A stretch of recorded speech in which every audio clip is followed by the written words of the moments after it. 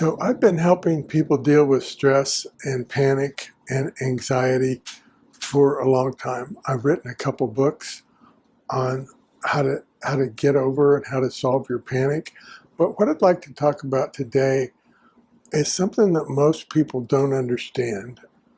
Most people feel like panic hits them all of a sudden, and they have no idea why their heart's racing, why their stomach's churning, why they're feeling dizzy and lightheaded, why they're feeling like they might pass out, why they're feeling like it's so strong that they might be even going crazy or losing their mind, or they could be having a heart attack, or maybe they're just become really inadequate all of a sudden and everything's getting to them because they're so weak. But I'd like to explain why most people get panic. And once you understand why you get panic, it's not quite so frightening. So I'm going to take a look at this diagram. On this axis is accumulated stress. On this axis is time. So, we're just born in an environment with some stress. It's just part of life. But let's say at this imaginary point in time, you go through a stressful event and your stress level goes up in a hurry, but it comes down slowly over time. So you think you've dealt with this stress. You think it's in the rearview mirror. And you go through another stressful event. Again, I want you to notice that it stacks upon the first one, because the first one, even though you think you've dealt with it, your body's still keeping score. It's still aware of that stressful event. It's still processing it. It isn't gone yet. It isn't resolved. And then you get to this imaginary third stressful event. And again, it adds on top of the first two. You think these are behind you, and you don't really realize that. Maybe you do realize it on some level, but not on a conscious level. And then you get to this imaginary fourth stressful event. Again, you think you're cruising along, and all of a sudden, these stressful heart and these physical symptoms start showing up. You don't know what's going on. You know this is a stressful event, but you've handled a lot of stressful things in your life, and you've never had this before. And all of a sudden, you start thinking the worst thing you can do to explain this. The worst thing you can think of. It could be a sign of going crazy. It could be a sign of having a medical emergency.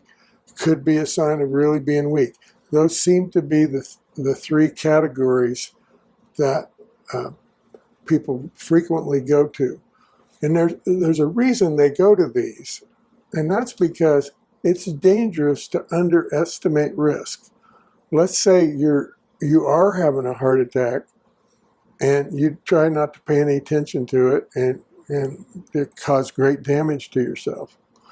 So we don't want to underestimate risk. But with panic, it feels dangerous, but it's not. So it's not coming because of a physical danger. It's coming because your stress has added up on you. Even though you think you've dealt with it, your body's keeping score, and it comes on really powerfully. And then you try to figure out why you're having it. And what people do, it's called catastrophizing.